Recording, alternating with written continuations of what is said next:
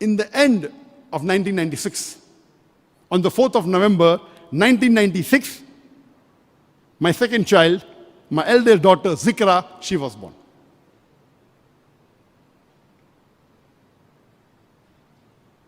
And after she was born, next month, it was my first talk, because in Bombay, the auditoriums were limited. The biggest auditorium in Bombay had 3,000 capacity. So the audience started increasing. We hired a hall of 2,000, 4,000 people came, sitting outside. So then we decided from now onwards, we will not have lectures in the hall. We will have in open grounds. So it was the first lecture of mine in the open ground, in the same institute which Sheikh Deedat gave. Sheikh Deedat gave in the auditorium in Sabu Siddiq. I gave in the Sabu Siddiq ground. And we had put 6,000 seats. And mashallah, it was packed. So the first public lecture in open ground was in December 1996. And I remember from there, I went to Singapore and then I came to Malaysia. The first time I came to Malaysia on the invitation, I think the name of the person was Iskandar, Abdullah Iskandar. He called me. And we started receiving invitations from different parts of the world. And I said, let's travel. So I did not know this person. I came here. And then I gave talk in Abim. I went here. I went to Kuala Lumpur and different parts. I think it was in Penang. And that was my first trip to Malaysia. And I was impressed with Malaysia. Then I came back in 1998, then 2000, 2001, 2004, and I kept on coming regularly. We'll come to it later on. Now when Sheikh Ahmed Deedat got the stroke, he continued doing his dawah from the bed, but I had seen all his videos, and most of it I memorized. Now what to do? Then I started doing an introspection of myself. And I realized that I have got three major drawbacks. Number one, I have not gone to any Islamic university. No Islamic school, no Islamic college, no Islamic university, but I'm giving talks. Thousands are coming, 10,000 are coming. I don't know Arabic as a language, number two. I'm not Hafizul Quran. Many people think I'm Hafizul Quran, I'm not. So I decided that inshallah, all my children, I will see to it that they pass from an Islamic international university. I'll see to it that they learn Arabic Lugha Fusha as a language. I'll see to it that all are Hafizul Quran. That was my aim. And I said, okay, fine. I should learn Arabic as a language. Now I'm already, no, I cannot go back to institute now. So I went to Makkah, and one of the Lugha department teacher, Maulana Nadwi, I spent 1 month with him, learned a little bit. Then I said, I want to learn under the best teacher in the world. Then when I did my research, I came to know the best teacher to teach Arabic to a non-Arab was Dr. Fa Abdurrahim, who was the head of the Lugha department of Islamic University of Medina.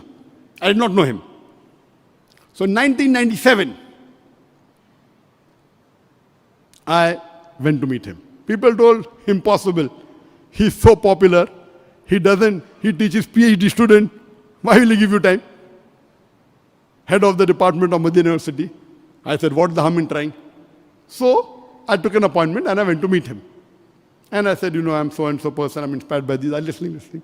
He said, people told me you are the best teacher. So can you give some time? Is it possible? So he smiled. He said, Dr. Zakir, do you know you gave a lecture in Medina a few months back? I said, yes. I was sitting on the first row. I said, really? I do not know. And I'm impressed with your talk. What do you want? I said, I want you to give me a few hours a day. And I want you to tell me how much time will I take. He said, according to me, you give me 5 months, I will give you 5 hours a day. 5 hours a day, 1-to-1. I was like, Hada min fadli Rabbi, the best teacher in the world, the best scholar. And when I sat with him, he was an ocean of knowledge. He knew more than 17, 18 languages. German, and so I went to Medina and I said I will stay there for 5-6 months. And immediately after Dhuhr, after lunch, up to Maghrib time. It was about 5.5 hours, minus the time of Asr time, in between half an hour. 5 hours every day. But I had my nature of asking questions. So more than learning, I had to ask him questions. And because in my field of dawah, I had been to so many anti-Islamic sites. There are grammatical errors in the Quran. And this person was a true scholar. Originally Indian, from Chennai. Then did his Master of the PhD in Al-Azhar. Then started the Lugha department in Medina University. And his knowledge was par excellence. I learned many things from him. So instead of learning Arabic, I was more interested, do this, do that. What is this? That, this person, 30 grammatical errors. And he used to tell me how to answer. I thought, okay, 6 months are there. Let me finish in the first 2-3 weeks about my question. Then there is time for me. He had 3 books. Book 1, book 2, book 3. I learned a lot. And from him I learned. He used to tell me that I am a Muslim. I am not Hanafi, I am not Shafi, I am not Hanbali, I am not Maliki, I am not Salafi, I am a Muslim. Allah says in the Quran, Qala innani minal Muslimin. And that stuck to my mind. He told Allah never says in the Quran, you are a Hanafi, you are a Shafi, you are a Hanbali, you are a Maliki, you are a Salafi. And he used to laugh. And the command he had. He was my first official teacher. There were other teachers of Deen. And whatever I learned from him became as though I wouldn't have gained even if I had done PhD. Because that became my weapon. That became, power for me.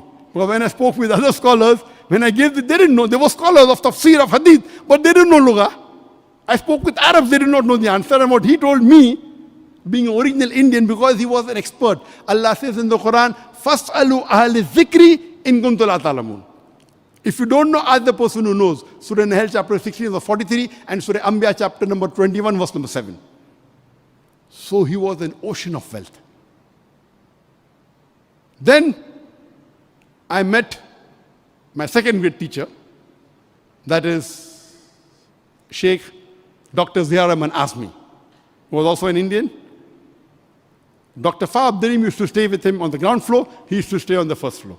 And being an Indian, even he knew me. So I told Sheikh Zakir Niak Azmi, he was the head of the Medina University, Dean of the Hadith department. Now to speak on Fa Abdurim, I can speak for 2 hours.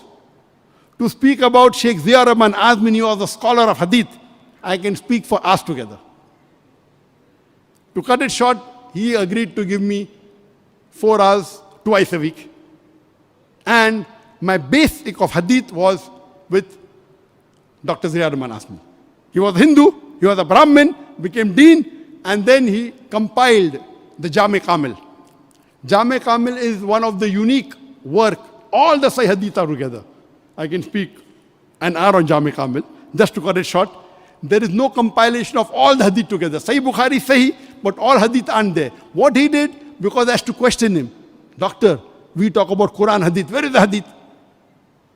Okay, Albani did Sahih Bukhari, Muslim, Sahih Abu Dawud, Sahih Nasai, Sahih Tirmidhi, but all the Hadith are not there. He said yes.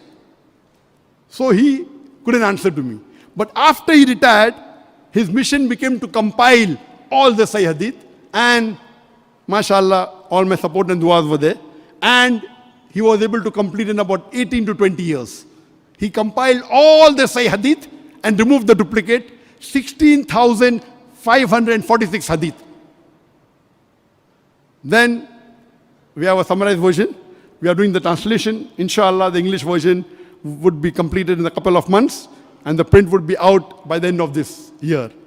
Time doesn't permit me to speak about that, but my basic of Hadith knowledge came from Dr. Zakir Niak Azmi. Unfortunately, after about 3.5 weeks, less than a month, I got a call from Bombay that I had to go back to Bombay immediately. So that I could not complete my Arabic language course. Did finish 2 books with him, but the third book was the voluminous. I went back and then got involved in other activities. So these 2 were the initial 2 teachers in my life.